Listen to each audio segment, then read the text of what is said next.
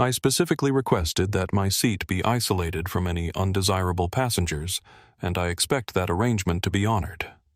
The sharp, imperious voice cut through the usually serene atmosphere of the Pinnacle Airways Crown Elite Lounge like a knife through silk. Victoria Whitmore stood at the mahogany concierge desk, her perfectly manicured fingernails drumming an impatient rhythm against the polished surface. At 52, she wore her wealth-like armor, a pristine Armani blazer in charcoal gray, a Hermes Birkin bag worth more than most people's cars clutched in her diamond-ringed fingers, and an expression of perpetual disdain that suggested the world owed her something it could never quite deliver. Behind the desk, Carlos Mendez maintained his professional smile despite the growing knot in his stomach. At 28, he'd been managing the Crown Elite Lounge for 3 years, and he'd dealt with entitled passengers before. But something about Mrs. Whitmore's tone carried an edge that made him deeply uncomfortable. "Mrs. Whitmore," Carlos said, his voice calm and measured, "you're confirmed in seat 2B on flight 4228 to London. It's one of our flagship first-class suites with complete privacy. The seat beside you, 2A, is unoccupied, so you'll have the entire pod section to yourself." Victoria's perfectly sculpted eyebrows drew together in a frown. "What about seat 1A? I can see from here it's the premium position. Who's sitting there?" "We maintain strict passenger privacy policies," Carlos replied carefully. "I can confirm that your seating arrangement will provide the exclusive experience you've requested." "Don't give me corporate nonsense," Victoria snapped, her voice rising enough that other passengers in the lounge began to glance in their direction. "I pay $15,000 for these tickets. My husband Richard is a major investor in commercial real estate, including airport properties. When I ask a simple question, I expect a direct answer." In the far corner of the lounge, tucked into a high-backed leather armchair that seemed to swallow her slight frame, 19-year-old Jasmine Brooks looked up from her worn paperback copy of Leadership in Crisis. She wore an oversized gray hoodie with Harvard Medical emblazoned across the front in faded crimson letters, dark jeans that had seen better days, and scuffed white sneakers that looked like they'd walked through half of Boston. Large noise-canceling headphones hung around her neck, and a simple black backpack sat at her feet. To any casual observer, she looked exactly like what she was supposed to look like, a college student who'd somehow managed to scrape together enough money for a lounge day pass, maybe the daughter of airline employees using staff privileges. What they couldn't see was the sharp intelligence in her dark eyes as she observed Victoria's performance, or the way her fingers moved across her phone screen, taking careful notes. Text to Dad. Interesting customer behavior, developing in Crown Lounge. Full discrimination protocol may be necessary. Response from Damon. Remember what we discussed. Sometimes the best education comes from watching people reveal themselves completely. Jasmine smiled slightly and returned her attention to the escalating situation at the concierge desk. "Mrs. Whitmore, Carlos was saying his patient's clearly being tested. I understand your preference for privacy. However, I cannot share passenger manifests or seating details for other travelers. What I can tell you is that every passenger in our Crown Lounge has been thoroughly vetted and meets our Diamond Tier membership requirements." Vetted Victoria laughed, but there was nothing pleasant about the sound. "Look around this lounge, young man. Do you see anyone who doesn't belong? Anyone who looks like they're here because of diversity quotas rather than merit?" The question hung in the air like smoke, thick and toxic. Near the champagne bar, a distinguished businessman in his 40s, David Peterson, according to the name on his laptop case, shifted uncomfortably in his chair. By the window, a young woman with a professional camera and laptop open was frantically typing, occasionally glancing up with barely concealed outrage. Her press badge identified her as Emma Thompson, freelance travel journalist. Carlos felt sweat forming under his collar. 3 years of customer service training hadn't prepared him for this level of blatant discrimination, especially not from someone who clearly had the connections to make his life difficult. "Ma'am," he said carefully. "All of our guests are here based on their membership status and—" "Their membership status?" Victoria interrupted, her voice dripping with sarcasm. "How exactly does someone like that—" She gestured vaguely toward Jasmine's corner. "Afford Crown Elite membership? What's the monthly fee now? $3,000? I doubt she makes that in 6 months." Jasmine's pen paused mid-word. She looked up again, meeting Victoria's gaze for just a moment before returning to her notes. Her expression remained completely neutral, but something flickered in her eyes. Not anger, but calculation. Note to self. Subject exhibits classic discriminatory profiling based on appearance and assumed economic status. Clear violation of company equal treatment policies. Recommend immediate intervention training for all customer-facing staff. Emma Thompson's fingers flew across her laptop keyboard. She'd come to Miami to write a puff piece about luxury airport lounges for a travel magazine, but this was turning into something much more significant. She glanced around, noting the other passengers' reactions. Some looked uncomfortable but remained silent. Others seemed to be deliberately ignoring the situation. Only the young woman in the corner appeared to be taking notes as if this were some kind of academic exercise. Perhaps Carlos suggested, his voice tight with suppressed frustration. "You might prefer to wait for boarding in one of our private suites. I can arrange for a dedicated attendant, and I'm not hiding in a suite because you can't maintain proper standards in your common areas," Victoria declared. "I want to know exactly who has access to first-class seating on my flight. I have a right to know what kind of elements I'll be traveling with." The words hung in the air like a slap. David Peterson closed his laptop with more force than necessary and stood up, his jaw tight. Emma looked up from her typing, her eyes blazing. Even the elderly couple sharing afternoon tea near the window were staring now, their whispered conversation forgotten.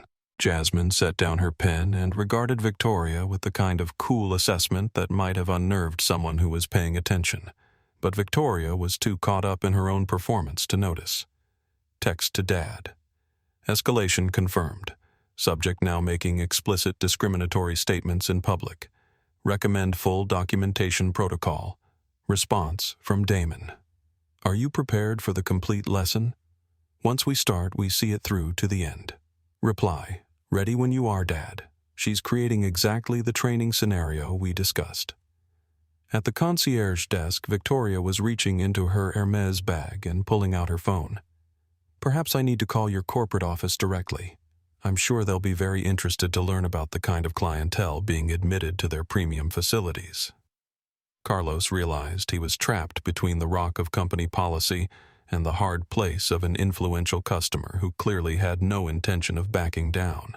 He glanced around the lounge, hoping for some kind of inspiration, and caught sight of Jasmine watching the exchange with an expression of detached interest, as if she were studying a fascinating but predictable social phenomenon. "Mrs. Whitmore." He tried one more time. "I assure you that every guest in our lounge has earned their access through our standard membership criteria. Perhaps if you could specify your exact concerns." "My exact concerns," Victoria said slowly, her voice gaining volume and venom, "are that I'm paying premium prices to be surrounded by people who understand quality discretion and proper behavior, not scholarship students and diversity hires who think a designer hoodie makes them fit in." The silence that followed was deafening. Emma's typing had stopped entirely. David was standing now, his hands clenched at his sides. The elderly couple looked horrified, and in her corner, Jasmine calmly reached for her phone again. Text to Dad. She just referred to other passengers as diversity hires and scholarship students. Full discrimination protocol is now active. Standing by for your authorization. Response from Damon, authorization granted. Let's see how far she's willing to dig this hole. Carlos looked helplessly around the lounge, finally understanding that he was witnessing something much larger than a simple customer service challenge.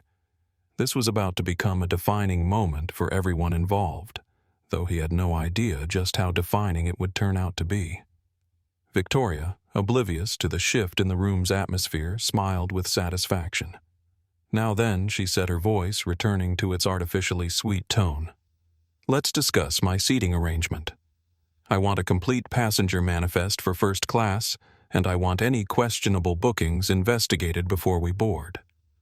Behind her designer sunglasses, Emma Thompson started a new document on her laptop. This wasn't going to be a travel article anymore. This was going to be a story about the moment privilege met its match at 37,000 feet. And in her corner, Jasmine Brooks quietly closed her book and began preparing for the most important customer service assessment of her young career. "Carlos, I want to speak with your manager. Immediately." Victoria's voice had taken on the particular tone that wealthy people used when they wanted to remind everyone around them exactly how much money was at stake in keeping them happy. She tapped her manicured nail against the desk's surface with increasing speed, a sure sign that her patience was wearing dangerously thin. "Mrs. Whitmore."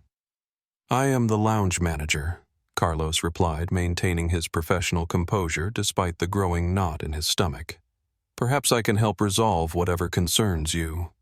"Then get me your supervisor, the regional manager, someone with actual authority." Victoria's eyes swept the lounge like a queen surveying her domain. "I pay more for a single round-trip ticket than most people make in 3 months. That should count for something in terms of service quality." At her table by the window, Emma Thompson discreetly adjusted her phone's position.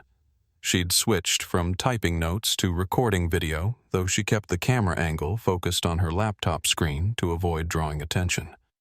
3 years of freelance journalism had taught her to recognize when a situation was about to explode into something newsworthy. "Ma'am," Carlos tried again, "if you could help me understand your specific concerns about your seating arrangement, I'm sure we can." "My specific concern?" Victoria interrupted, her voice rising enough that the couple at the champagne bar turned to stare. "Is that I'm seeing people in this lounge who clearly don't meet the financial requirements for Crown Elite membership. And if they're in here using some kind of staff privileges or diversity programs, I want to know what other accommodations are being made on my flight." David Peterson looked up from his laptop, his expression darkening. As a senior executive at a tech company that prided itself on inclusion initiatives, he recognized the coded language Victoria was using. She wasn't just complaining about service, she was making assumptions about people based on their appearance and expressing those assumptions in increasingly ugly terms. In her corner, Jasmine appeared completely absorbed in her book, but she was actually listening to every word while composing careful observations on her phone.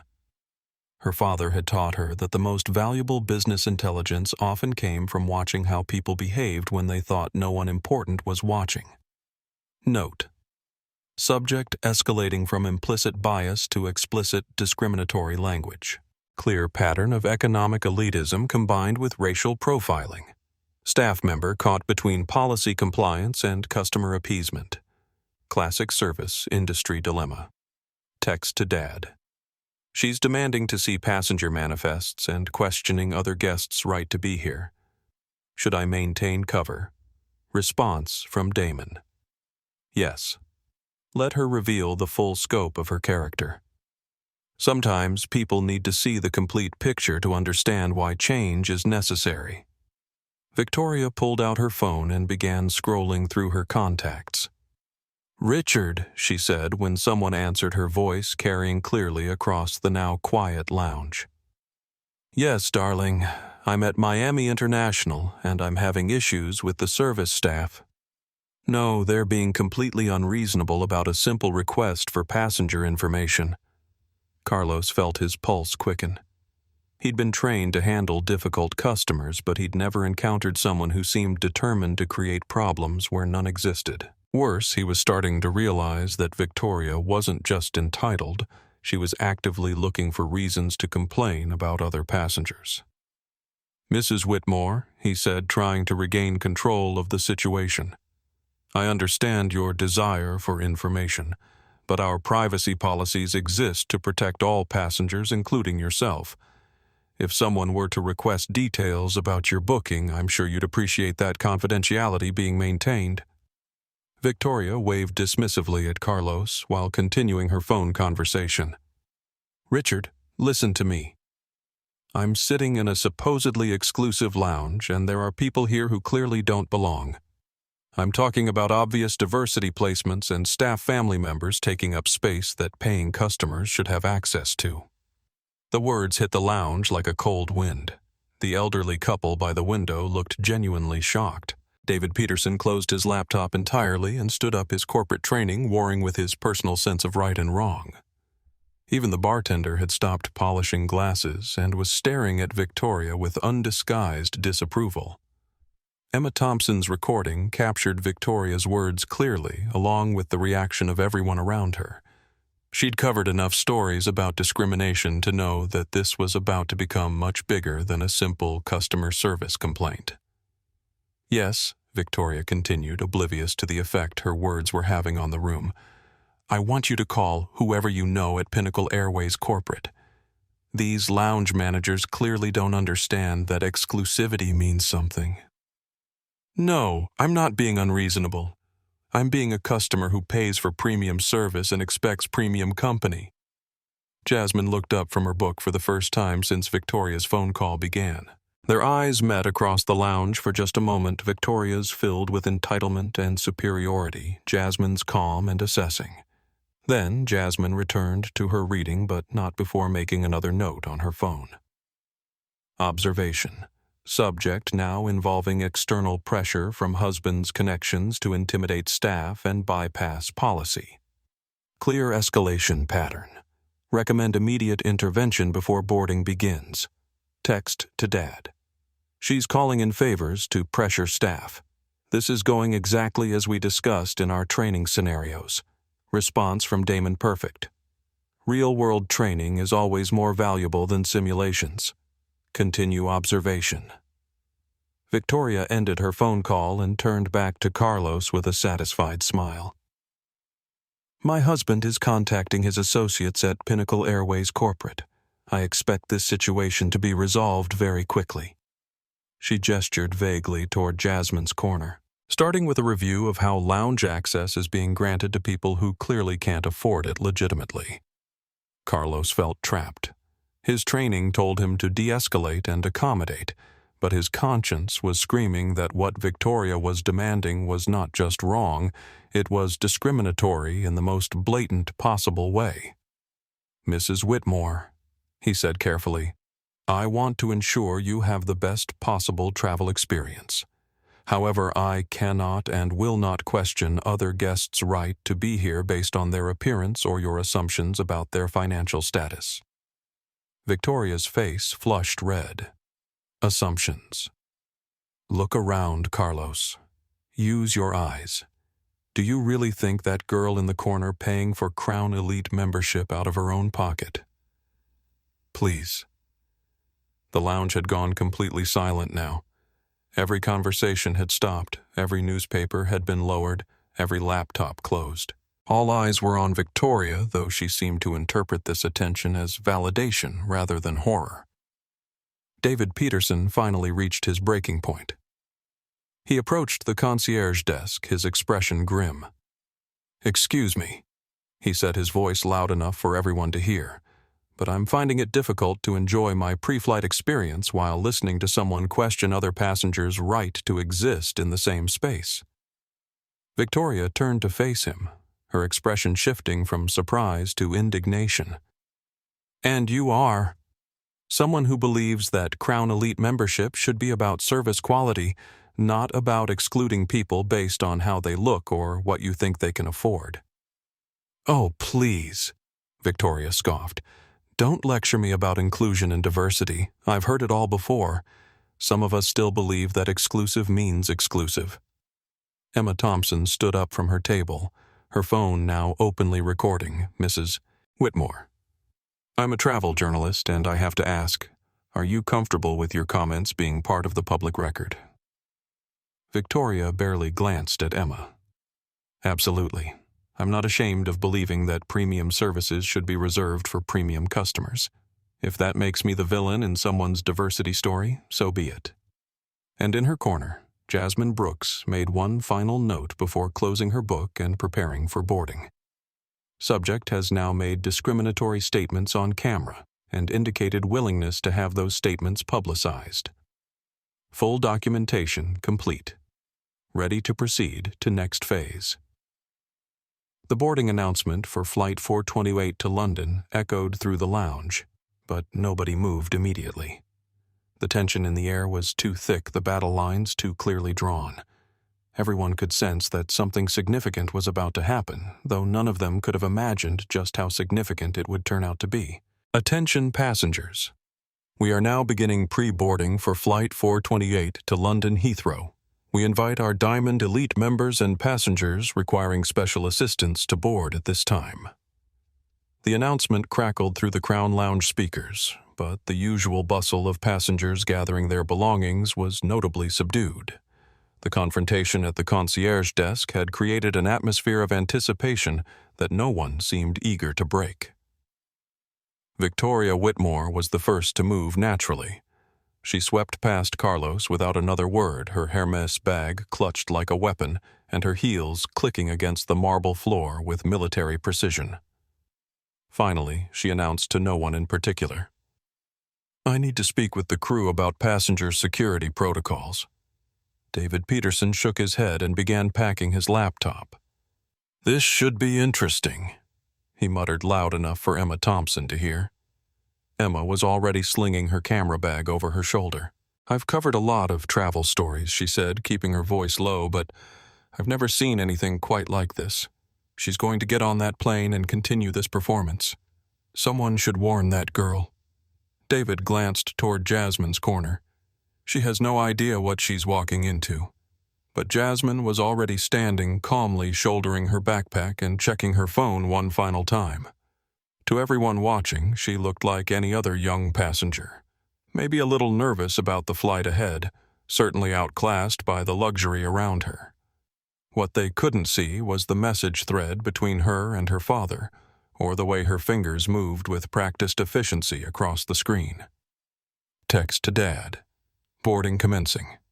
Subject has made discriminatory statements on record and indicated intent to continue on aircraft. Recommend full protocol activation.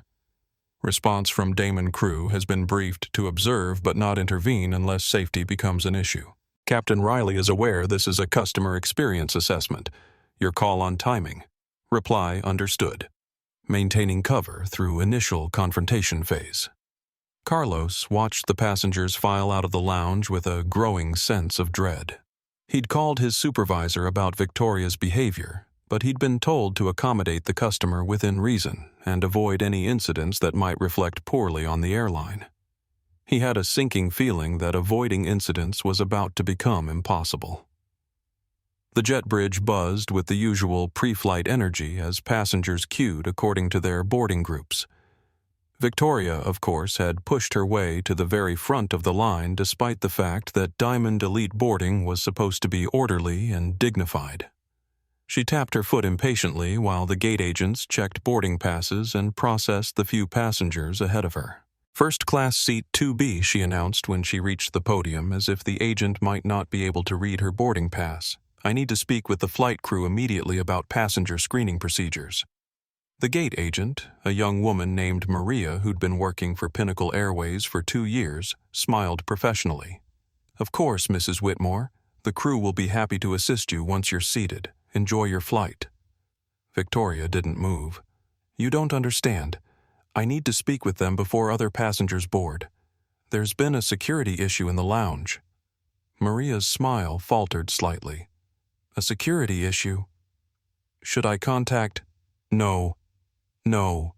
Victoria waved impatiently. "Not that kind of security. I mean passenger vetting. People boarding with tickets they can't possibly afford legitimately." Behind Victoria, the line was backing up. Passengers were checking their phones and looking annoyed. David Peterson, who was 3 people back, caught Emma Thompson's eye and shook his head in disbelief. "Ma'am," Maria said carefully, "if you have concerns about another passenger, I can arrange for you to speak with. Just let me on the plane. Victoria snapped. "I'll handle this myself." She marched down the jet bridge like a woman on a mission, her heels echoing off the walls. Behind her, the other first-class passengers followed at a more measured pace, though several were already pulling out their phones. Jasmine waited until the initial rush had died down before approaching the gate. She moved with the kind of calm confidence that comes from knowing exactly where you belong and why you're there, though. To casual observers, she simply looked like a young woman trying not to be intimidated by the luxury travel experience. "Boarding pass," Maria asked, and Jasmine handed over her phone with the mobile pass displayed. "Seat 1A. Thank you." Maria's eyes widened slightly as she scanned the barcode. Seat 1A was the flagship suite, the most expensive seat on the aircraft. She looked up at Jasmine, taking in the faded hoodie, the worn jeans, the complete absence of typical first-class passenger indicators, and then back at her screen. "Is everything okay?" Jasmine asked politely. "Oh yes, everything's fine," Maria said quickly, though she made a note to watch this interaction play out. Something told her this flight was going to be memorable. "Enjoy your flight, Miss Brooks." The first-class cabin of Pinnacle Airways Flight 428 was a masterpiece of modern aviation luxury. 12 private suites arranged in a 1-1-1 configuration, each with sliding doors for complete privacy, lie flat beds, 32-inch 4K entertainment screens, and amenities that rivaled high-end hotels. The lighting was soft and warm, designed to reduce travel stress and create an atmosphere of exclusive comfort. Victoria was already in her seat 2B, but she wasn't settling in. Instead, she was standing in the aisle, gesticulating emphatically at Sofia Valencia, the lead flight attendant. Sofia had been with Pinnacle Airways for 8 years and had dealt with every type of difficult passenger imaginable, but something about this conversation was setting off alarm bells in her head. "What I'm telling you," Victoria was saying, her voice carrying clearly through the cabin, "is that there's been some kind of booking error. Or fraud. I don't know how else to explain it." Sofia maintained her professional smile, though her eyes were alert. "Mrs. Whitmore, if you suspect fraudulent activity, I'll need to file a report with our security team. Can you be more specific about your concerns?" The girl who was in the lounge, young black, dressed like she's heading to a gymnasium. She's supposedly booked in seat 1A, but that's impossible. Sofia felt her stomach clench. In 8 years of flying, she'd learned to recognize discrimination disguised as security concerns. "Ma'am, all passengers have been properly screened through our booking system. If someone has a boarding pass for seat 1A, then your system has been compromised," Victoria interrupted. "Look, I'm not trying to cause trouble. I'm trying to prevent an embarrassing situation for your airline when it comes out that someone hacked your reservation system or is using stolen credit cards." Other passengers were starting to board now, filtering into the first-class cabin with the quiet efficiency of people accustomed to luxury travel. David Peterson appeared, took one look at the scene unfolding near seat 2B, and shook his head. He'd hoped the drama would stay in the lounge. Emma Thompson boarded next, her journalist instincts immediately homing in on the conversation between Victoria and Sofia. She found her seat 4F and began setting up her equipment ostensibly to document her luxury travel experience, but really to capture whatever was about to unfold. "Mrs. Whitmore." Sofia said, her voice maintaining its professional calm despite her growing unease. "I understand you have concerns, but I cannot investigate another passenger's booking without specific evidence of wrongdoing. If you'd like to file a formal complaint—" "I don't want to file a complaint," Victoria said, her voice rising. "I want you to verify that girl's ticket before she sits down in a seat that costs $12,000. The cabin went quiet. The few passengers who had boarded were now openly staring. Even the cabin crew were exchanging worried glances. This was the kind of situation that could escalate quickly and end up on social media within hours. And then Jasmine appeared. She stepped into the first-class cabin with her backpack over one shoulder and her boarding pass in her hand, completely unaware that she was walking into the middle of a brewing storm. The contrast was immediate and stark. Victoria, in her designer armor, standing in the aisle like an avenging angel of exclusivity, and Jasmine in her college student uniform, looking around for her seat with the kind of wide-eyed appreciation that suggested she'd never flown first class before. Victoria spotted her immediately. "There," she said, pointing with barely contained triumph. "That's exactly what I'm talking about." Jasmine paused, following Victoria's gesture and realizing that somehow she'd become the center of attention in a cabin full of strangers. Her training kicked in observe, assess, respond strategically, though she maintained the slightly confused expression of someone who had no idea what was happening. "Excuse me," Jasmine said politely, looking between Victoria and Sophia. "Is there a problem?" Victoria stepped forward, her expression a mixture of vindication and barely controlled outrage. "Yes, there's a problem. You're in the wrong cabin." Jasmine glanced down at her boarding pass, then at the seat numbers visible on the suites around her. "I'm looking for seat 1A. "Exactly my point," Victoria announced to the cabin at large. "Look at her. Look at this situation. Does anyone really believe that girl paid $12,000 for a first-class ticket to London?" The silence that followed was devastating. It wasn't the quiet of a luxury cabin settling in for departure.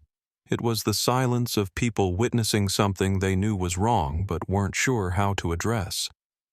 Emma Thompson's finger hovered over her phone's record button. David Peterson looked like he was fighting an internal battle between intervention and self-preservation. Jasmine stood in the center of it all, her expression carefully neutral, though anyone who knew her well would have recognized the subtle signs of her analytical mind shifting into high gear. This was it, the moment her father had prepared her for. The test that would determine not just her own character, but the character of everyone around her.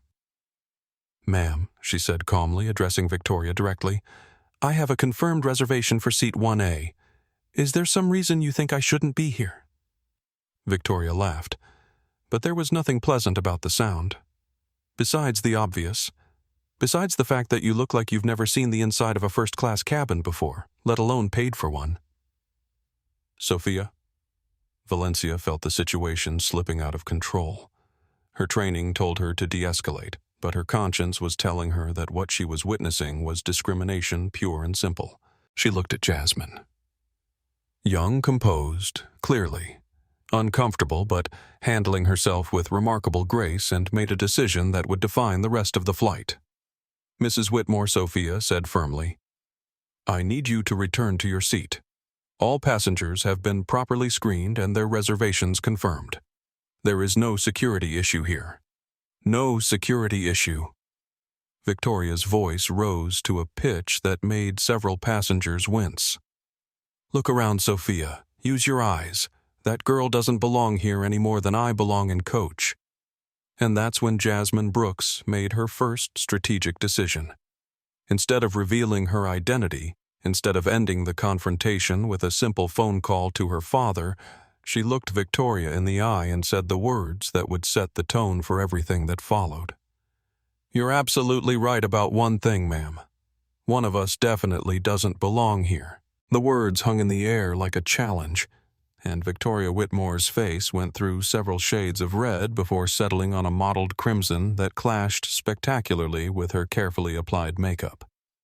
"Did you just—" Victoria sputtered, her voice climbing to a pitch that made the crystal champagne flutes ring sympathetically.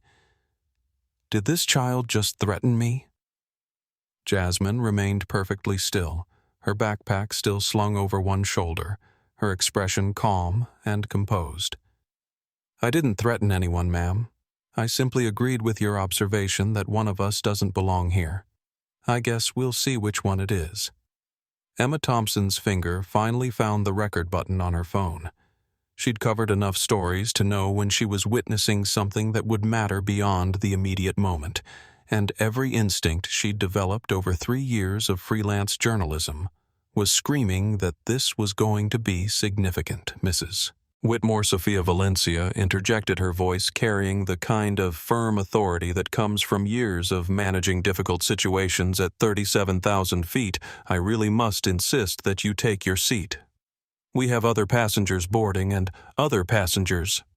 Victoria interrupted, wheeling around to face Sophia with renewed fury. Yes, let's talk about that. How many other passengers on this flight received their tickets through diversity programs or employee discounts? How many are actually paying the full fare? David Peterson, who had been trying to mind his own business while unpacking his laptop, finally looked up. Ma'am, I couldn't help but overhear. And I have to say... You have to say what? Victoria snapped her attention, shifting to him like a heat-seeking missile. That you support fraud in the name of inclusion. That airlines should give away premium seats to people who can't afford them just to make some kind of social statement. I have to say that you're making assumptions about a fellow passenger based on nothing more than her appearance, David replied steadily, his corporate training and conflict resolution warring with his personal desire to tell Victoria exactly what he thought of her behavior. And frankly, those assumptions say more about your character than hers. Victoria's laugh was sharp and bitter. My character, I'm a paying customer who expects a certain level of quality from a premium service. That includes the clientele. The word clientele dripped with enough venom to kill a small animal. Several passengers who had been trying to ignore the confrontation now looked up from their phones and tablets, their expressions ranging from uncomfortable to openly disgusted. Jasmine maintained her position in the center of the aisle, but she pulled out her phone and began typing. To any observer, it looked like she might be texting friends about the crazy woman she'd encountered on her flight. In reality, she was documenting every word for the customer service assessment that this had become. Note: subject escalating to direct accusations of fraud and questioning other passengers' right to service based on appearance. Clear pattern of discriminatory behavior. Crew member attempting de-escalation but customer resistant to reasonable intervention. Text to Dad.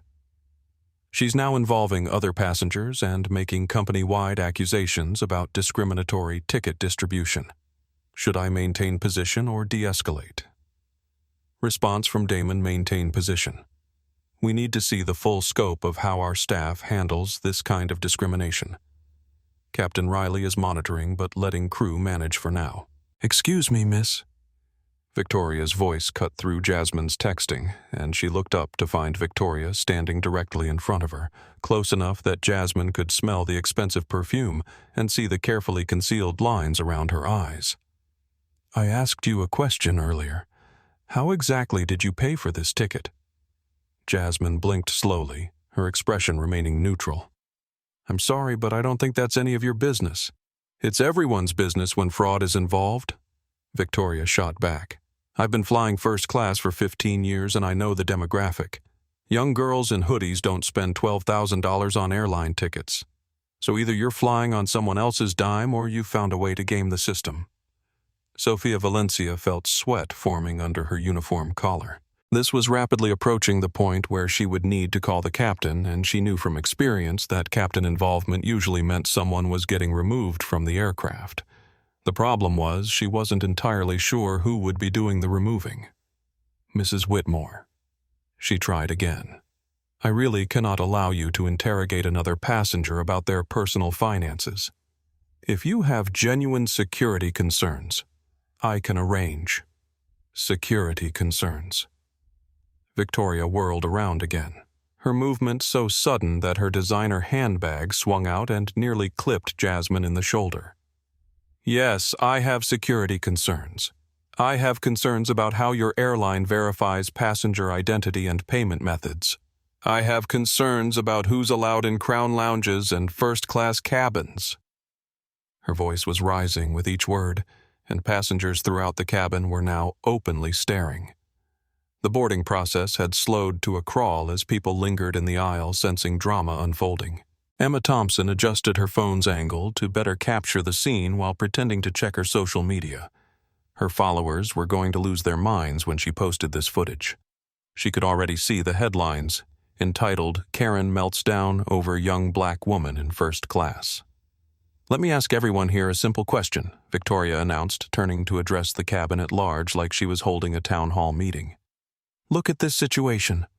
Look at her, she gestured at Jasmine, and tell me if you honestly believe she paid for that seat with her own money. The request hung in the air like a toxic cloud. Several passengers shifted uncomfortably in their seats.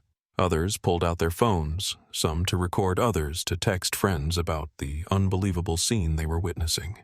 David Peterson stood up. Ma'am, what I believe is that you've crossed several lines of common decency. And common decency? Victoria's voice hit a note that probably scared small children in nearby airport terminals. What about the common decency of honest passengers not having to subsidize someone else's vacation through diversity quotas and charity tickets? That's when the first passenger decided they'd heard enough. An elderly gentleman in seat 3A, Marcus Wellington, according to his luggage tag, cleared his throat loudly. Young lady, he said, his voice carrying the authority of 8 decades of refusing to tolerate nonsense. I don't know what's gotten into you, but you're making a spectacle of yourself and embarrassing everyone within earshot. Victoria spun around to face him. I'm making a spectacle. I'm not the one pretending to belong somewhere. I clearly don't fit. No, Marcus replied calmly. You're just the one assuming that belonging is determined by skin color and clothing choices.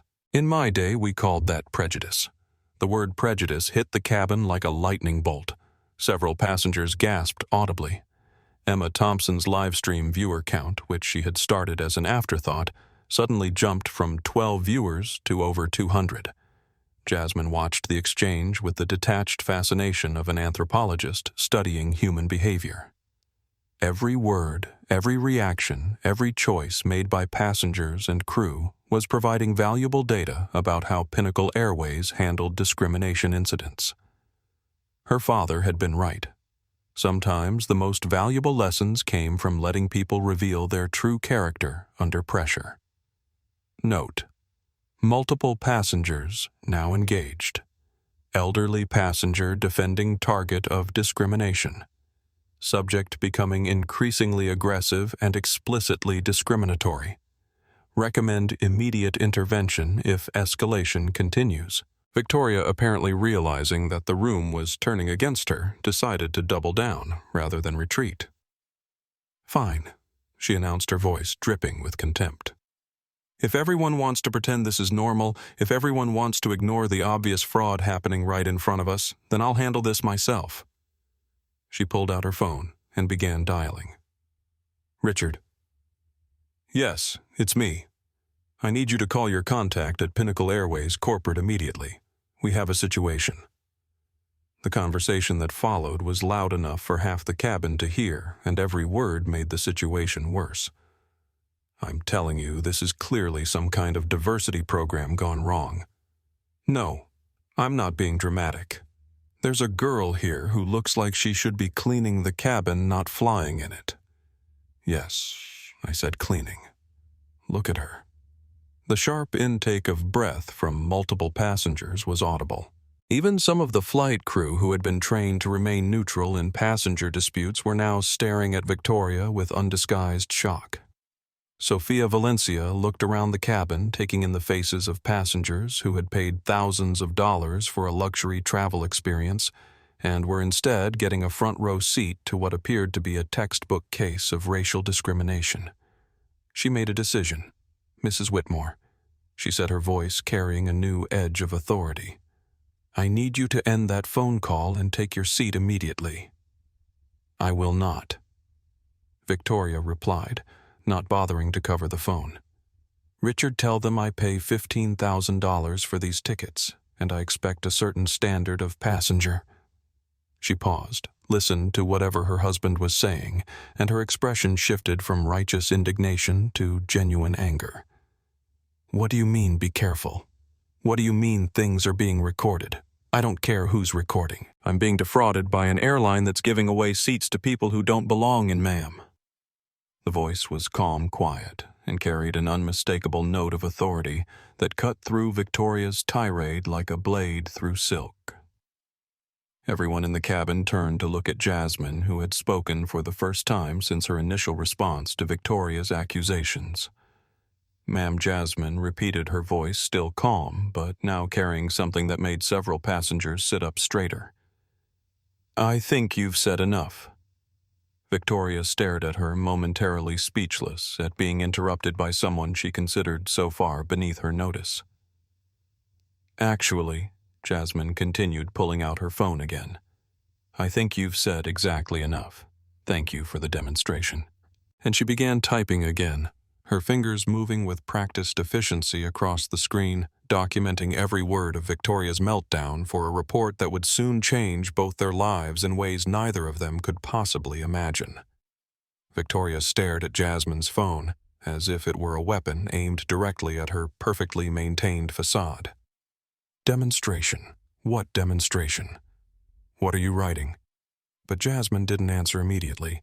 She was too busy composing what would become the most consequential text message in Pinnacle Airways corporate history. Text to Dad. Full discrimination incident captured. Subject has made explicit racial statements, questioned passenger verification protocols company-wide, and refused multiple de-escalation attempts by crew. Recommend immediate corporate intervention authorization. Response from Damon Jasmine. I've been watching the live stream that started from your flight. We're approaching 50,000 viewers across multiple platforms. Are you prepared for the complete protocol?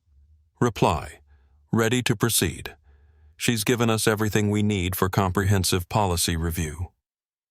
Victoria snatched the phone away from her ear, though her husband's voice was still audible through the speaker.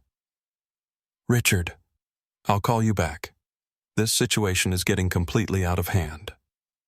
She snapped the phone shut and advanced on Jasmine, her designer heels clicking ominously against the cabin floor.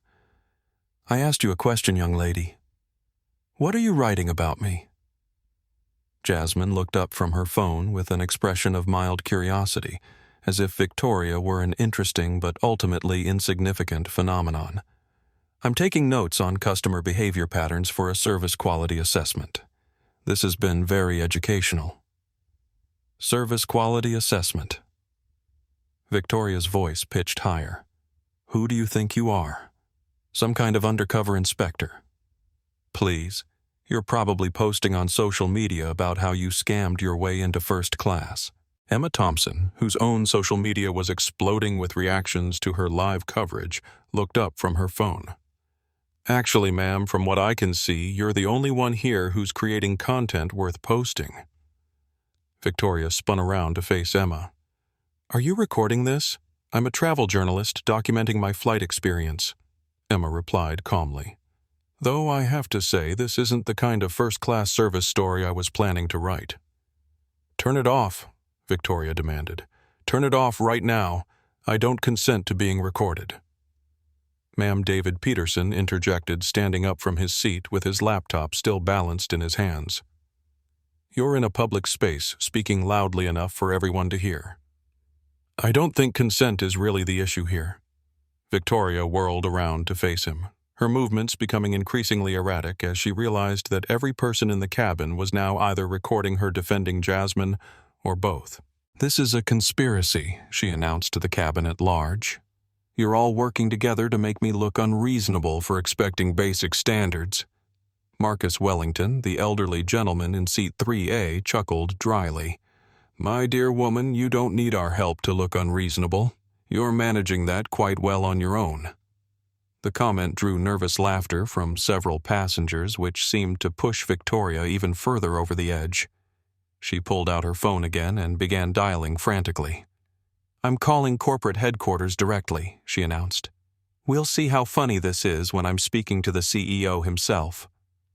Sophia Valencia exchanged glances with the other flight attendants.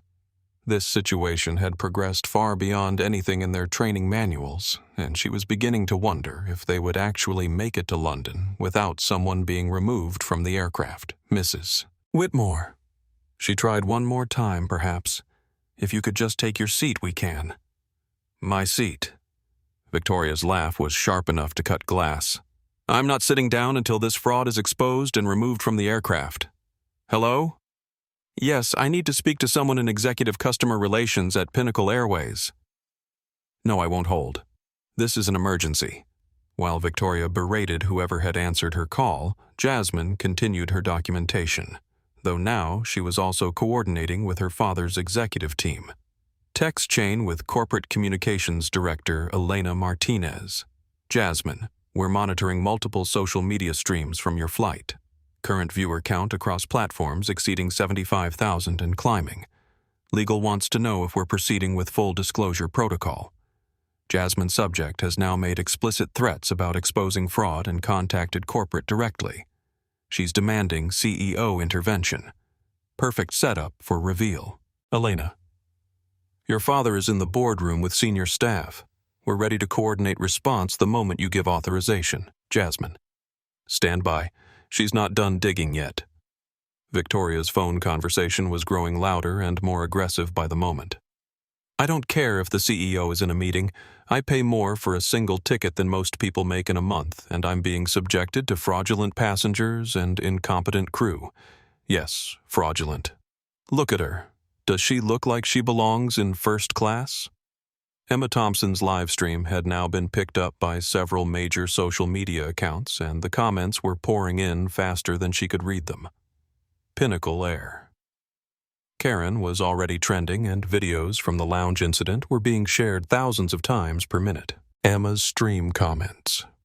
OMG, this woman is insane. That poor girl just trying to get to her seat. Someone needs to stop this. This is why I fly. Southwest. Call the CEO. Karen David Peterson, who had been silently composing his own social media post about the incident, finally published it to his LinkedIn account where his 15,000 followers included several senior executives from major corporations. LinkedIn post. David Peterson, Senior Director. Tech Innovation Corp. Currently witnessing the most blatant display of racial discrimination I've ever seen on a commercial aircraft. Passenger interrogating young black woman about how she really paid for her first-class ticket. This is 2024, people. Do better. #dignity, #inclusion, #pinnacle. Air. The post began gaining traction immediately, with comments and shares multiplying by the minute. Meanwhile, Victoria had apparently been transferred to someone higher up the corporate chain because her demeanor suddenly shifted from demanding to triumphant. Yes, thank you for taking my call personally. I've been a Diamond Elite member for 8 years, and my husband Richard Whitmore has significant business relationships with airport properties. Yes, that. Richard Whitmore. Now let me explain what's happening on Flight 428. Jasmine watched Victoria's performance with the kind of fascination usually reserved for nature documentaries about predators who didn't realize they were being hunted. Every word Victoria spoke was being recorded not just by passengers, but by the aircraft's internal communication system, which automatically logged calls made to corporate headquarters for quality assurance purposes. I'm telling you, Victoria continued, her voice carrying clearly through the cabin, this is exactly the kind of situation that damages premium brand reputation. When paying customers can't trust that their fellow passengers have legitimately earned their seats. She paused, listening to whoever was on the other end of the line, and her expression shifted from confident to confused to slightly worried. What do you mean be very careful about accusations? I'm not making accusations, I'm reporting obvious fraud. No, I don't have specific evidence of credit card fraud. But look at the situation. What passenger manifest? Why would I need to see? Hello? Hello? Victoria stared at her phone in disbelief. They hung up on me. They actually hung up on me. Sophia Valencia, who had been listening to the entire conversation with growing alarm, felt a knot forming in her stomach. In 8 years of flying, she'd never heard a passenger make that kind of demand to corporate headquarters, and she'd certainly never heard of corporate hanging up on a Diamond Elite member, Mrs. Whitmore, she said carefully. Perhaps we should. Perhaps we should. What Victoria's composure was beginning to crack in earnest now.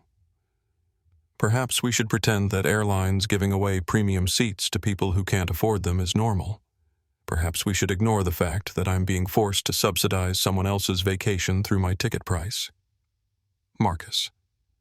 Wellington cleared his throat again. Young lady, I've been flying first class since before you were born, and I can assure you that how someone pays for their ticket is between them and the airline. Your concerns are inappropriate and frankly embarrassing. Embarrassing? Victoria's voice hit a pitch that probably registered on seismographs in nearby states. What's embarrassing is watching an airline compromise its standards for the sake of political correctness. That's when Captain James Riley's voice crackled over the cabin intercom system. Ladies and gentlemen, this is your captain speaking. We're currently experiencing a slight delay in our departure while we address some passenger concerns. We appreciate your patience and expect to be underway shortly. The announcement was routine, but passengers familiar with airline protocols recognized it as a warning that something significant was happening. Delays for passenger concerns usually meant someone was about to be removed from the aircraft. Victoria apparently recognized this as well because she suddenly became even more agitated. "They're going to try to remove me," she announced to the cabin. "They're going to remove the paying customer to protect their diversity program." Jasmine finally looked up from her phone, and for the first time since the confrontation began, she smiled. It wasn't a mocking smile or a triumphant smile. It was the kind of smile someone gives when they realize a long and complex test has finally reached its conclusion, Mrs. Whitmore. She said, her voice carrying a new quality that made several passengers lean forward to listen. "I think you've misunderstood something fundamental about this situation." Victoria stared at her. "What? You keep talking about paying customers and people who don't belong here."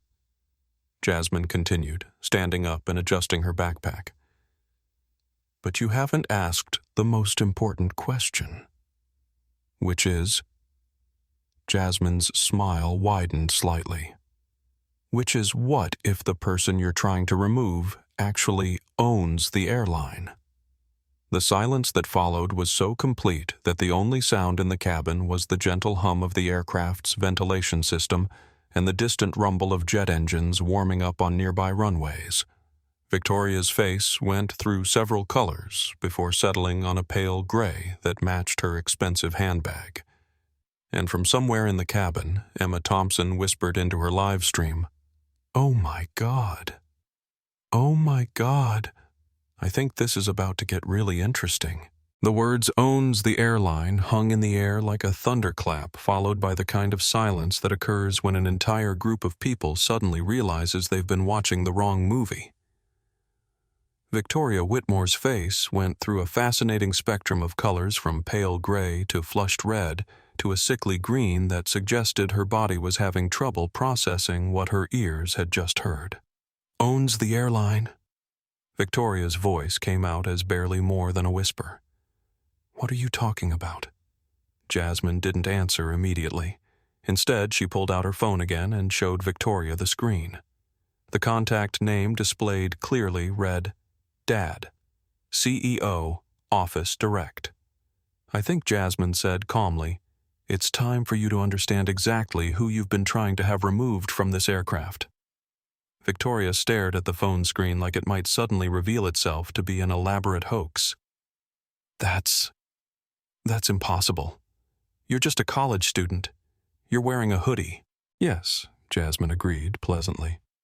"I am wearing a hoodie. Harvard Medical, if you look closely. And you're absolutely right that I'm young. 19 to be exact. But what you seem to have missed is that being young and wearing comfortable clothes doesn't actually prevent someone from having a last name like Brooks." The name hit the cabin like a physical blow.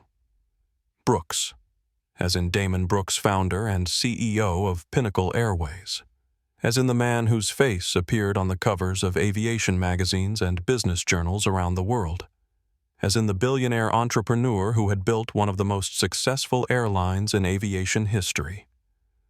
Emma Thompson's live stream viewership counter was climbing so fast it looked like a broken odometer, 127,000 viewers, and rising. Her comment section had exploded into complete chaos, with people tagging friends, sharing the stream, and demanding updates every few seconds. Brooks. David Peterson looked up from his laptop, his expression shifting from confused to amazed to something approaching awe, as in Damon Brooks. The CEO, Jasmine, nodded. My father, yes. Victoria seemed to be having trouble processing this information. She stood in the center of the aisle, swaying slightly, her designer handbag clutched to her chest like a shield against reality. But you look like... She trailed off, apparently finally realizing that finishing that sentence would only make her situation exponentially worse. Like what Jasmine asked, her voice still perfectly calm, but now carrying an undertone that suggested Victoria should choose her next words very, very carefully. Sofia Valencia felt like she was watching a car accident in slow motion. She'd dealt with difficult passengers before, but she'd never seen someone dig themselves this deep a hole and then keep digging. Her training told her to intervene, but her instincts told her that this situation was now far beyond anything in the flight attendant manual. Mrs. Whitmore. She tried her voice barely above a whisper. Perhaps you'd like to take your seat now. But Victoria was too deep into her meltdown to accept the escape route. This is a setup, she announced to the cabin, her voice rising to a pitch that made several passengers wince. This is all a setup to make me look bad. Marcus Wellington, the elderly gentleman who had been quietly observing the entire debacle, let out a bark of laughter. My dear woman, if this is a setup, then you've been the most cooperative target in history. Emma Thompson was frantically typing updates into her social media accounts, barely able to keep up with the demand for information from her followers. Twitter update, @EmmaTravelsBreakingWoman, who demanded young black passenger be removed from first class, just learned the passenger is the daughter of the CEO. This is not a drill. #Pinnacle. Air Karen. #Instant Karma. Retweets. 15,000 and climbing comments. 8,000 likes. 45,000. Victoria pulled out her phone again, her hands shaking so badly she could barely hold it. Richard, we have a problem. A big problem. Her husband's voice was loud enough for nearby passengers to hear through the speaker, and he didn't sound happy. Victoria, what have you done? I just got 3 calls from people at the airport authority saying you're all over social media having some kind of meltdown. It's not a meltdown, Victoria shrieked. I'm being set up. This girl, she's supposedly the CEO's daughter, but that's impossible because she looks like Victoria. Her husband's voice cut through her explanation like a knife. Stop talking, right now. Whatever you're about to say, don't say it. But Victoria was past the point of taking advice. She looks like she should be cleaning the plane, not flying in it, and now she's claiming to be Damon Brooks' daughter. It's ridiculous. The sharp intake of breath from multiple passengers was audible throughout the cabin. Even the flight crew, who had been trained to remain neutral in passenger disputes, were now staring at Victoria with undisguised horror. Jasmine pulled out her phone and calmly hit speed dial. The phone rang once before a familiar voice answered. Hi, Dad. The words carried clearly through the cabin, and everyone heard the warm paternal tone of the response. Hi, sweetheart. How's the customer experience assessment going? Jasmine glanced around the cabin, taking in the faces of shocked passengers, mortified crew members, and one woman who looked like she was about to faint. It's been very educational, she said into the phone. I think we've gathered enough data for a comprehensive training program. Excellent. I've been monitoring the situation through the live streams. Are you ready to conclude the assessment? Victoria, who had been listening to this conversation with growing horror, suddenly lurched forward. Let me talk to him. This is all a misunderstanding. I'm a Diamond Elite member. I've been flying with this airline for 8 years. Jasmine looked at Victoria with the kind of calm assessment that suggested she was studying an interesting but ultimately disappointing laboratory specimen. Dad, Mrs. Whitmore would like to speak with you. Put her on speaker, came the reply, and suddenly the entire cabin could hear the voice of Damon Brooks, one of the most recognizable executives in the aviation industry. Victoria snatched the phone with trembling hands. "Mr. Brooks, sir. This is Victoria Whitmore, Diamond Elite member 4A7B9. There's been a terrible misunderstanding, Mrs." Whitmore came the calm, professional voice of Damon Brooks. "I've been watching the live stream of your interaction with my daughter. Please explain to me exactly what misunderstanding you're referring to." Victoria's mouth opened and closed several times before any sound came out. I didn't know. She doesn't look like what Mrs. Whitmore." The question hung in the air like a sword over Victoria's head. Everyone in the cabin was staring at her, waiting to see if she would actually finish that sentence. "She doesn't look like she belongs in first class," Victoria finally whispered. The silence that followed was deafening. When Damon Brooks spoke again, his voice carried the kind of quiet authority that built billion-dollar companies and changed entire industries. "Mrs. Whitmore, my daughter, has been conducting a customer service assessment for our new Inclusion and Dignity training program. Your behavior today has provided us with an invaluable case study in exactly the kind of discrimination we're working to eliminate from our industry." Victoria's face was now completely white except for 2 bright red spots on her cheeks. "Sir, I was just trying to ensure the integrity of your premium services. By questioning a 19-year-old passenger about how she really paid for her ticket, by demanding that crew members investigate her based solely on her appearance, by stating on a recorded live stream that she looks like she should be cleaning the plane." Each question hit Victoria like a physical blow. She looked around the cabin desperately, as if searching for allies, but found only faces ranging from disgusted to fascinated to openly contemptuous. Emma Thompson's viewer count had now passed 200,000, and major news outlets were beginning to pick up the story. Her phone was buzzing constantly with interview requests from CNN, Fox News, NBC, and every major aviation publication in the world. "Mr. Brooks." Victoria tried one more time, her voice breaking. "I've been a loyal customer for 8 years. I've spent hundreds of thousands of dollars with your airline." "Yes, Mrs. Whitmore, you have. And as of today, that business relationship is permanently terminated. You are banned from all Pinnacle Airways flights, lounges, and services effective immediately." The words hit the cabin like an explosion. Several passengers gasped audibly. David Peterson actually stood up to get a better view of Victoria's reaction. Even the flight crew seemed stunned by the swift and decisive nature of the punishment. Victoria staggered backward, her designer heels catching on the cabin carpet. "You can't do that. I'm a paying customer. I have rights. You have the right to be treated with dignity and respect." Damon Brooks replied calmly, "And you have forfeited any claim to that same treatment through your behavior toward my daughter and other passengers. Sophia." The flight attendant jumped at hearing her name called. "Yes, sir. Please arrange for Mrs. Whitmore to be removed from the aircraft. Security should be standing by. And Sophia, thank you for maintaining your professionalism throughout this incident. We'll be discussing your promotion when you return to Miami." Sophia's eyes filled with tears. In 8 years of flying, she'd never been personally recognized by the CEO, let alone offered a promotion. Victoria looked around the cabin one more time, taking in the faces of passengers who were openly recording her humiliation, crew members who could barely conceal their satisfaction, and most prominently, the young woman in the gray hoodie who had just destroyed her life with calm, methodical precision. "This isn't over," Victoria said, though her voice lacked any real conviction. "My husband has connections. We'll fight this." Jasmine, who had been quietly observing the final stages of Victoria's meltdown, finally spoke again. "Mrs. Whitmore, I think you should know something else."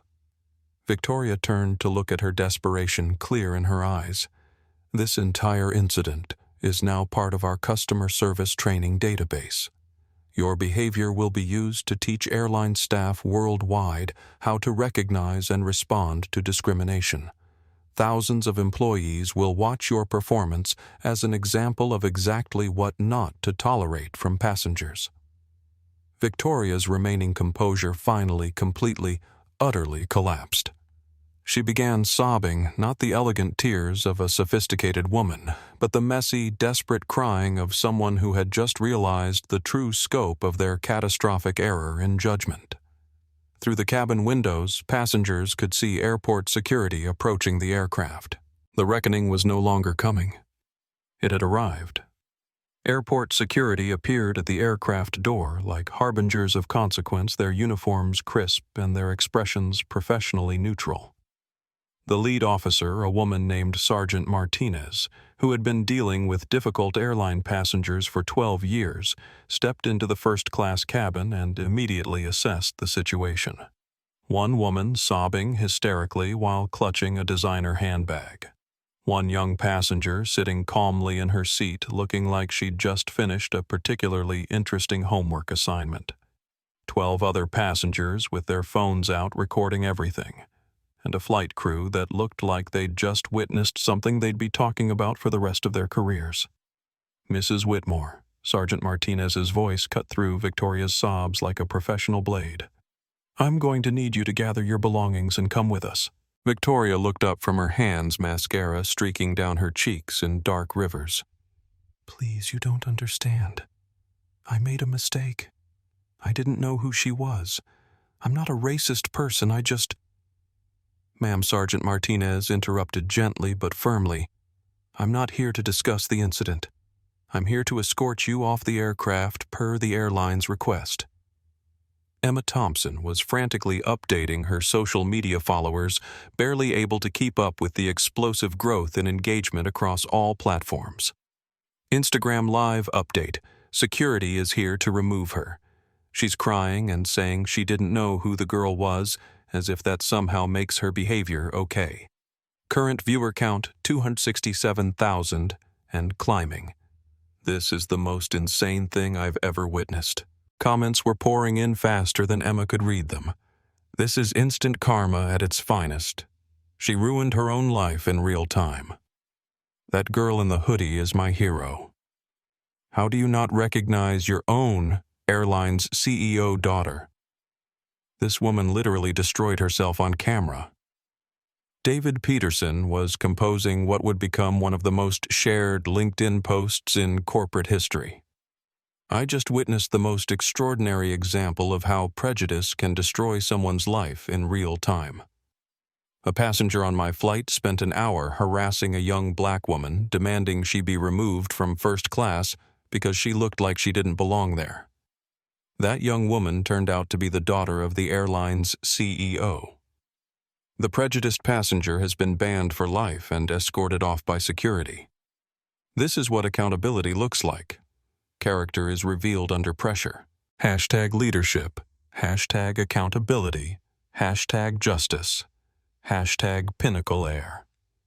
Meanwhile, Jasmine was having her own text conversation with her father's executive team, coordinating the corporate response that would reshape how the entire aviation industry handled discrimination incidents. Corporate Crisis Management Thread. Elena Martinez, Communications Director Jasmine. We're now trending worldwide on every platform. #Pinnacle.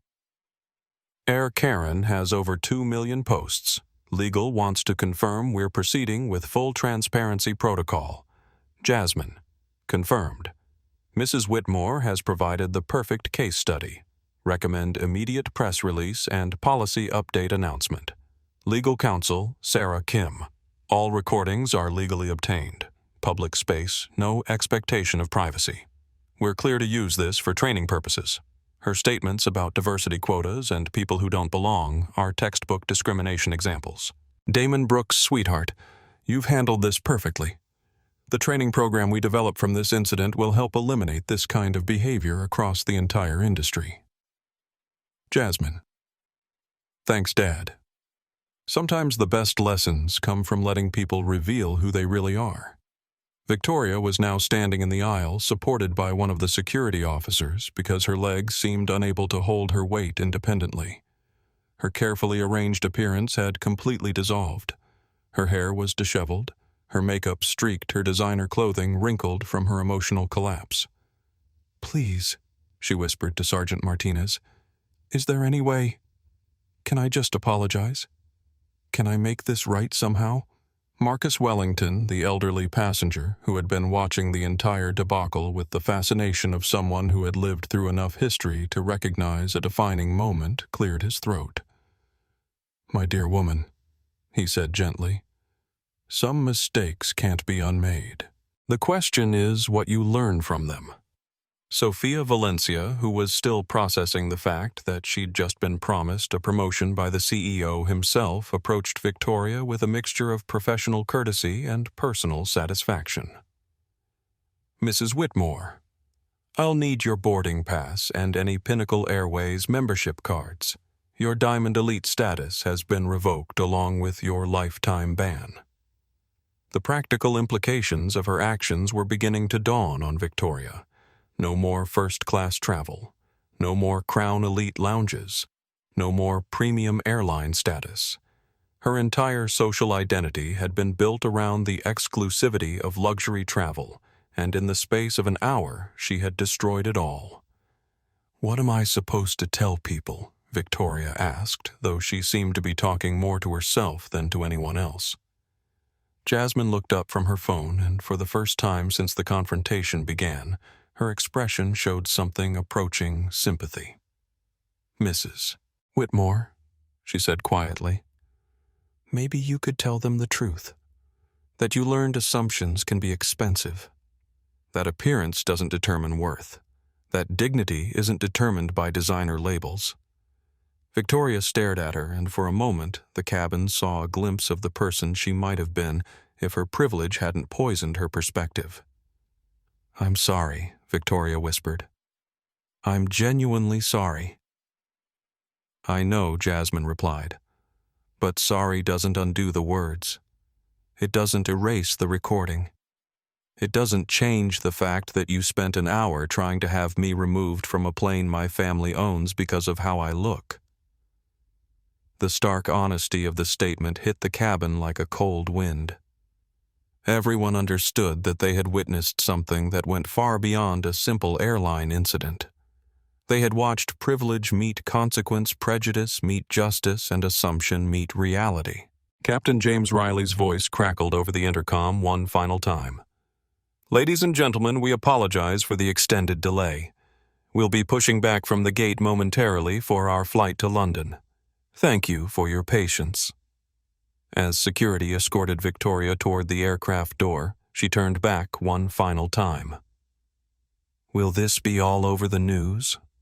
Emma Thompson looked up from her phone where notifications were still pouring in from news outlets requesting interviews. "Ma'am, this isn't just news, this is viral history. Your behavior is going to be studied in business schools and diversity training programs for decades." Victoria's last expression as she disappeared down the jet bridge was one of complete, devastating comprehension. She had not just ruined her travel privileges or embarrassed herself in front of a few dozen passengers. She had created a permanent record of discriminatory behavior that would follow her for the rest of her life. The cabin door closed behind her with a definitive thud, and suddenly the atmosphere changed completely. Passengers began applauding, not the polite, restrained clapping of first-class travelers, but genuine, sustained applause born of witnessing justice served in real time. Jasmine Brooks, the 19-year-old in the gray hoodie who had just taught an entire aircraft about dignity, power, and the danger of assumptions, simply smiled and returned to her book. After all, she had a flight to catch, and somewhere over the Atlantic she had reports to write about the future of customer service in the aviation industry. The lesson was complete. The real journey could now begin. As the aircraft door sealed shut, sealing Victoria's fate on the other side, the atmosphere in the first-class cabin underwent a transformation that bordered on the mystical. It was as if the entire space had been holding its breath for the past hour and could finally exhale. Captain James Riley's voice came over the intercom, warm and professional. "Ladies and gentlemen, this is your captain speaking. We're cleared for pushback. and should be airborne shortly. I want to personally apologize for the delay and commend our passengers and crew for maintaining their dignity throughout a challenging situation. Sometimes the most important journeys happen before we even leave the ground. Emma Thompson was still frantically managing her exploding social media accounts, but she paused to look directly at Jasmine. "Miss Brooks, I'm a travel journalist, and I have to ask, was this planned? Were you deliberately testing the system?" Jasmine carefully bookmarked her place in her paperback novel and looked up. "My father always taught me that the best way to understand how a system works is to observe how it treats people when it thinks no one important is watching." David Peterson leaned forward in his seat. "So this was a genuine customer experience assessment. Every passenger interaction is a learning opportunity," Jasmine replied. "But Mrs. Whitmore's behavior exceeded even our worst-case training scenarios. She provided us with a master class in discrimination that will help us train staff worldwide." Marcus Wellington, who had been quietly observing this exchange, smiled with genuine appreciation. "Young lady, you handled that situation with more grace and wisdom than many people twice your age. Your father must be very proud." Jasmine's phone buzzed with an incoming call. She glanced at the screen and smiled. "Speaking of my father," she answered on speaker, knowing that the entire cabin was listening. "Hi, Dad." Damon Brooks's voice filled the cabin with warmth and authority. "Jasmine, I've been monitoring the entire situation through our security protocols and social media streams. You demonstrated exactly the kind of leadership we need in this industry." "Thank you. I learned from watching you handle difficult situations with patience and strategic thinking. The footage from today will become the cornerstone of our new inclusion training program." Mrs. Whitmore unknowingly volunteered to demonstrate every form of passenger discrimination we need to eliminate from commercial aviation. Sophia Valencia, who had been listening to this conversation with growing amazement, finally spoke up. "Mr. Brooks, sir. This is Flight Attendant Valencia. I want to thank you for your support during the incident." "Sophia, you maintained perfect professionalism while watching a passenger verbally assault my daughter. That takes character. Report to my office Monday morning to discuss your new position as Senior Training Coordinator for Customer Relations." Sophia's eyes filled with tears. "Sir, thank you. This means everything to me." Emma Thompson was documenting every word of this conversation, while simultaneously fielding interview requests from major news networks. Her phone was buzzing so constantly it sounded like an angry bee trapped in a jar. "Mr. Brooks," she called out, "I'm Emma Thompson, travel journalist. Would you be willing to provide a statement about what happened here today?" "Ms. Thompson, my daughter tells me you've been documenting this entire incident. Would you be interested in exclusive access to develop our discrimination awareness campaign? This story needs to be told properly." Emma nearly dropped her phone. "Sir, that would be... yes. Absolutely yes." David Peterson raised his hand like he was in a business meeting. "Mr. Brooks, I'm David Peterson, Senior Director at Tech Innovation Corp. What your daughter did today, that was leadership at its finest. She turned a negative situation into a teachable moment for an entire industry." "Thank you, Mr. Peterson. Real leadership often means staying calm while others lose their composure. Jasmine has been preparing for this kind of situation since she was old enough to understand that people might judge her based on assumptions rather than character." The aircraft was now taxiing toward the runway, but nobody seemed to be thinking about their destination anymore. They were too caught up in the realization that they had witnessed something unprecedented, a perfect storm of prejudice meeting consequence in the most public way possible. Marcus Wellington leaned forward in his seat. "Miss Brooks, if I may ask, how often does this kind of discrimination happen to you?" Jasmine considered the question carefully. "More often than you might think, less often than it used to. The difference is that today I was in a position to do something about it that would create lasting change." Her phone buzzed with a text from her father's communications team. Elena Martinez Jasmine. We're now trending in 47 countries. Every major news outlet wants an interview. The White House press secretary just mentioned the incident in their daily briefing as an example of corporate accountability in action. Jasmine. Recommend we focus on the positive message, how the industry can do better, not just what went wrong today.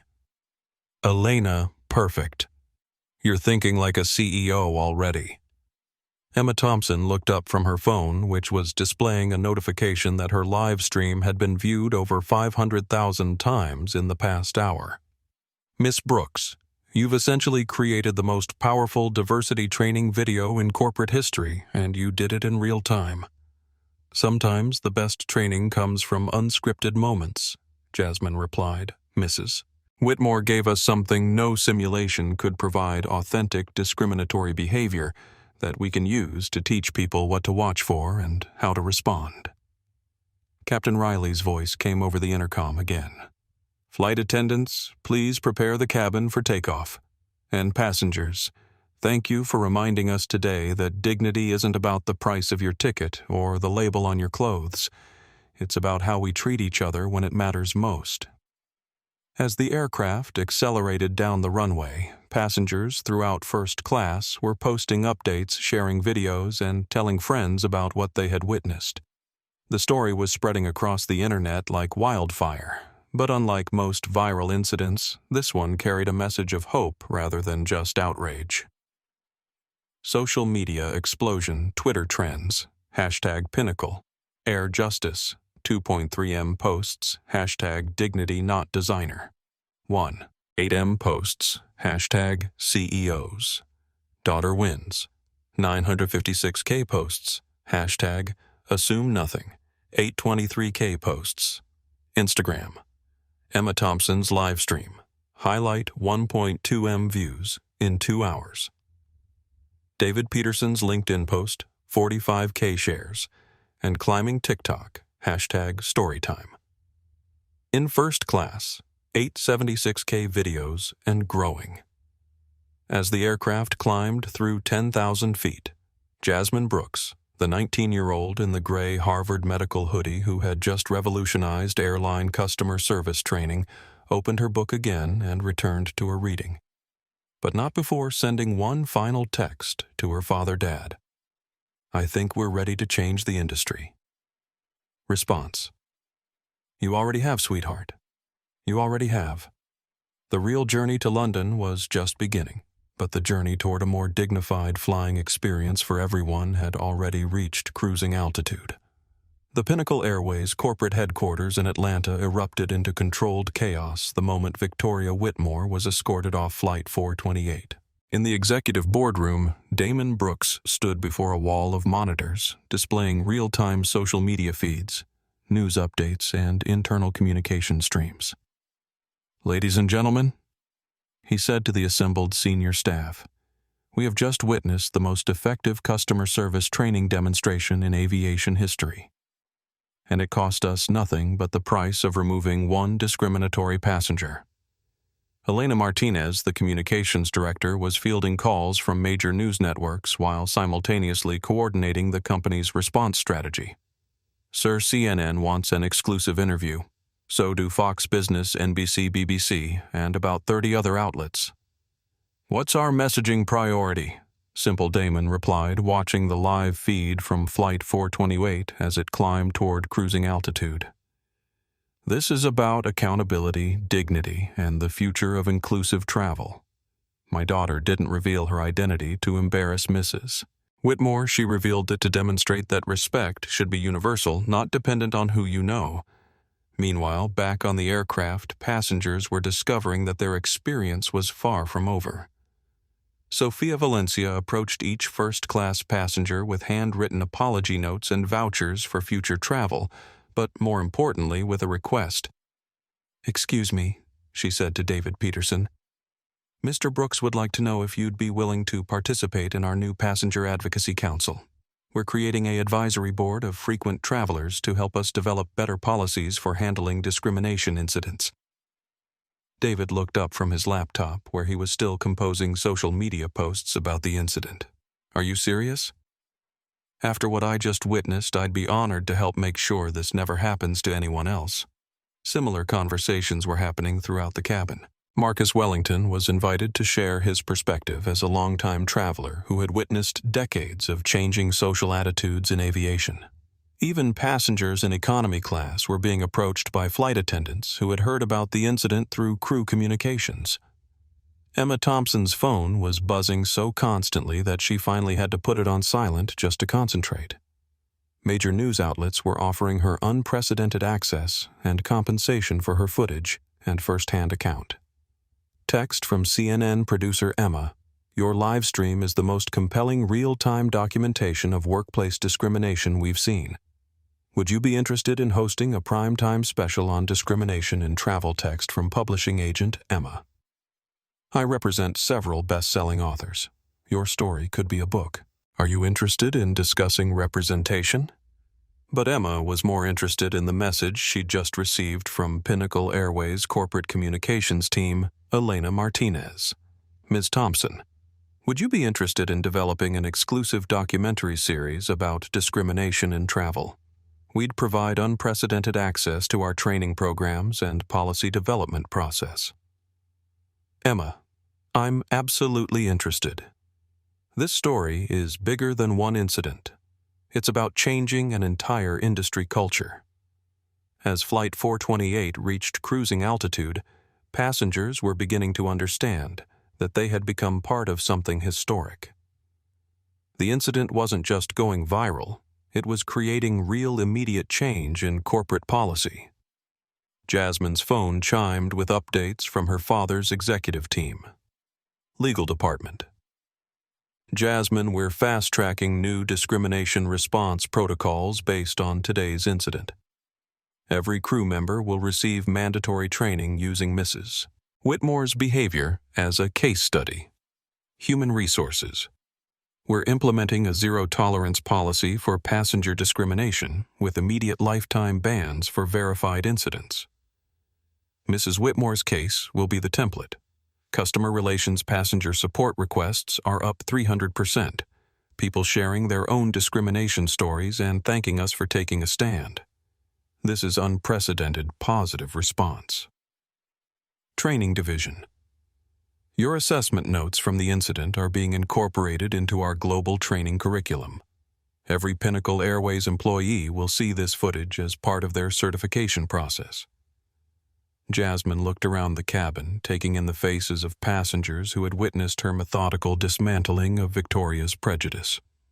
They weren't looking at her with the awe or curiosity she sometimes encountered when people learned she was Damon Brooks's daughter. Instead, they were looking at her with respect for how she had handled the situation, for her grace under pressure, for her strategic patience. "Ladies and gentlemen," Captain Riley's voice came over the intercom, "I want to share some news from our corporate headquarters. In response to today's incident, Pinnacle Airways is immediately implementing new industry-leading anti-discrimination policies. Every employee will receive updated training, and we're establishing a Passenger Dignity Council to ensure incidents like this never happen again on our aircraft." Spontaneous applause broke out throughout the cabin, but it wasn't the polite clapping of airline announcements. It was the genuine appreciation of people who had witnessed justice served and change implemented in real time. Sophia Valencia approached Jasmine's seat with a small gift box. "Miss Brooks, this is from the entire crew. We wanted to thank you for showing us how to handle discrimination with dignity and strength." Inside the box was a gold pin shaped like wings with an inscription, "Dignity in Flight, Inaugural Ambassador." It was, Jasmine realized, the first of what would become a company-wide recognition program for passengers and employees who stood up against discrimination. "Thank you," Jasmine said, genuinely moved. "But you all handled this perfectly. You followed protocol while supporting what was right." As news of the incident continued to spread across social media and traditional news outlets, the broader implications were becoming clear. This wasn't just about one airline or one discriminatory passenger. It was about accountability in the digital age, about the power of documenting injustice and about the responsibility of corporations to create inclusive environments. Breaking news updates.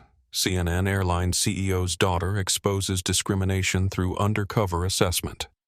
Fox Business Pinnacle Airways, stock up 8% after discrimination response. BBC U.S. airline incident sparks global conversation about travel dignity. Aviation Week industry experts call for adoption of Pinnacle's new discrimination protocols. By the time Flight 428 was halfway across the Atlantic, 3 other major airlines had announced they were reviewing their own discrimination policies. Victoria Whitmore had inadvertently triggered the most significant advancement in aviation inclusion policies in decades.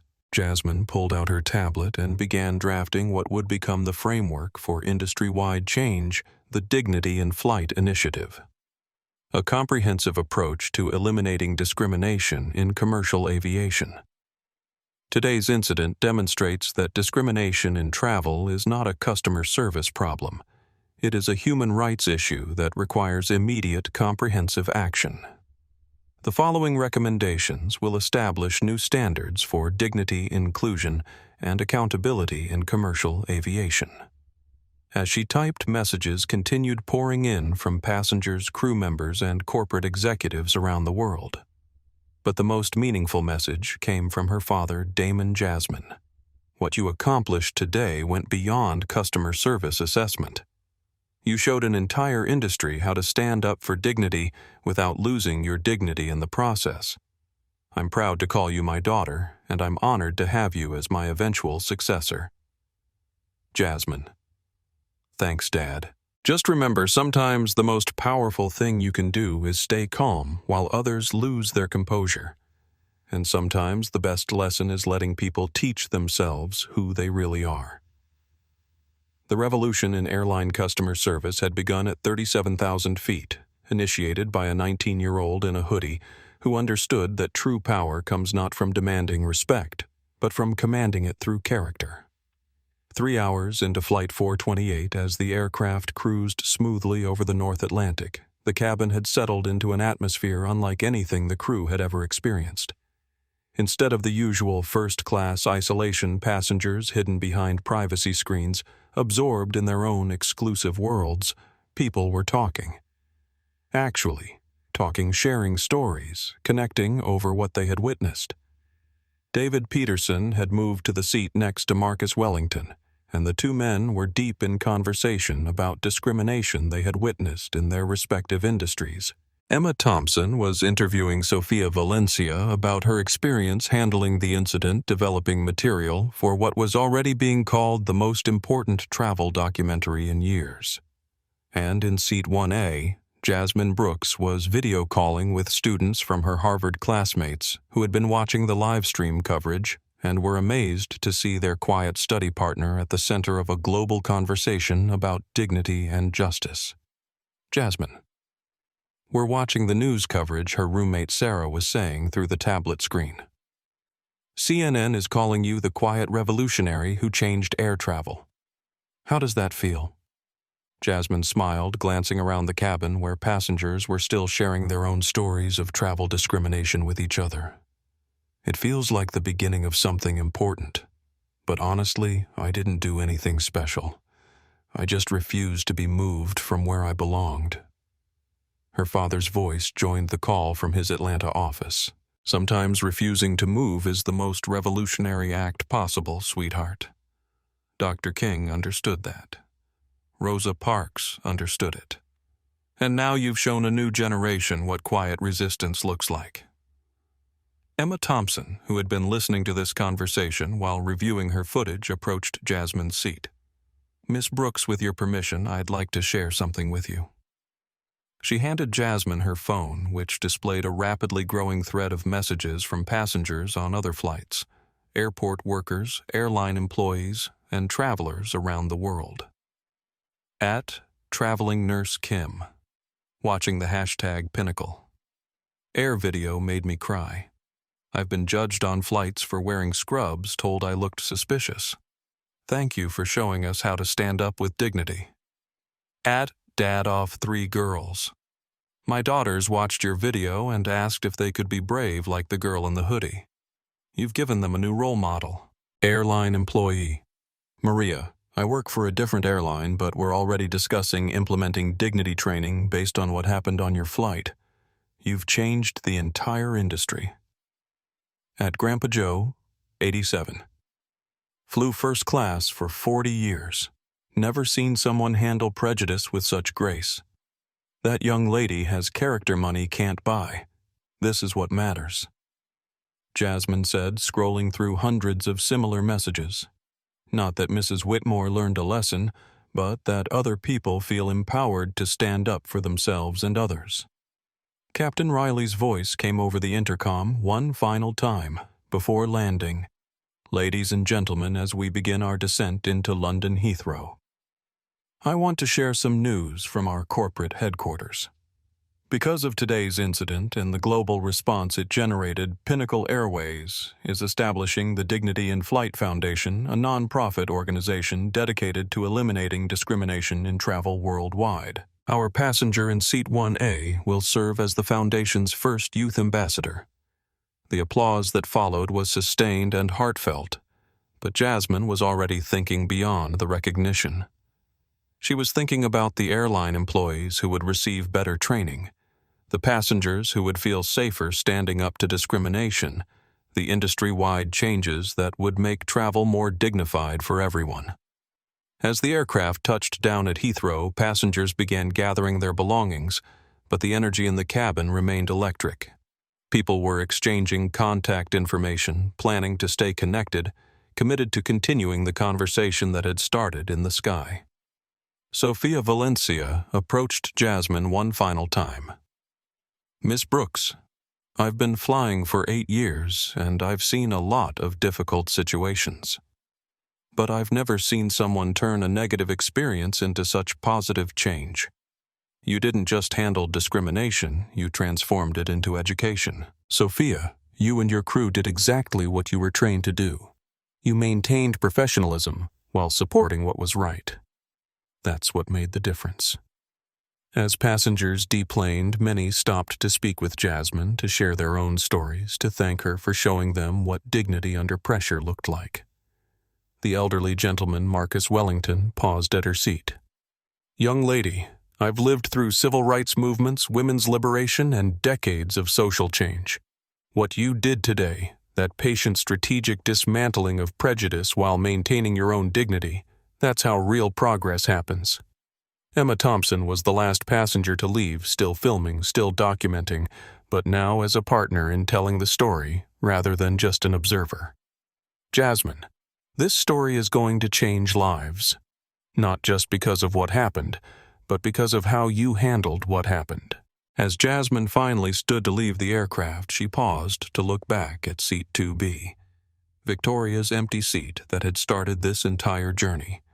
She felt no satisfaction at Victoria's humiliation, no triumph at her downfall. Instead, she felt the weight of responsibility that came with having a platform to create change. Final text to Dad. Landing complete. Assessment concluded. Recommend immediate implementation of all proposed dignity protocols. This was never about one discriminatory passenger. It was about changing an entire culture of tolerance for intolerance. Response. Already in progress, sweetheart. By the time you're back in Boston, every major airline in the world will be revising their discrimination policies. You didn't just defend yourself today. You defended everyone who's ever been told they don't belong somewhere they've earned the right to be. 6 months later, the Pinnacle Airways Dignity and Flight Training Program had become the industry standard, adopted by airlines across 6 continents. Victoria Whitmore's public meltdown had cost her more than first-class privileges. Her husband's business partnerships dissolved under social media pressure, leading to their quiet divorce, and her retreat to a small apartment in Ohio where she worked at a travel agency booking economy flights for others, while reflecting on how assumptions can destroy everything you've built. Emma Thompson's documentary, 37,000 Feet of Justice, won 3 Emmy Awards and launched her career as the leading voice in travel equality journalism. David Peterson started a corporate mentorship program for young professionals facing workplace discrimination, while Marcus Wellington established a scholarship fund for students pursuing careers in aviation and hospitality. Captain Riley became the face of Pinnacle's Inclusive Training Initiative, and Sofia Valencia now leads the most comprehensive anti-discrimination program in commercial aviation history. And Jasmine. She kept the gray Harvard medical hoodie, wearing it to every board meeting as she prepared to take over as CEO. Because sometimes the most powerful thing you can wear is authenticity, and the most revolutionary act is simply refusing to move when you belong exactly where you are. Her father's airline didn't just change its policies, it changed the world's understanding of what dignity in travel really means, one flight at a time. If this story moved you, if it reminded you that dignity isn't about designer labels or ticket prices but about how we treat each other when it matters most, then please hit that like button. Share this video with someone who needs to hear that standing up for what's right doesn't require raising your voice. Sometimes the most powerful response is simply refusing to move when you belong exactly where you are. Subscribe to our channel if you believe in stories that show how ordinary moments can become extraordinary when someone chooses courage over comfort. And remember, the next time someone tries to make you feel like you don't belong somewhere, you've earned your place. Think of Jasmine Brooks in her Harvard medical hoodie, calmly proving that true class isn't about what you wear or what you pay, it's about who you choose to be when nobody thinks you have the power to change everything. Hit that notification bell, because the best stories aren't just entertainment. They're blueprints for building a world where everyone can fly with dignity no matter what they're wearing or where they came from. Thanks for watching, and remember, assumptions can be expensive, but dignity is always free.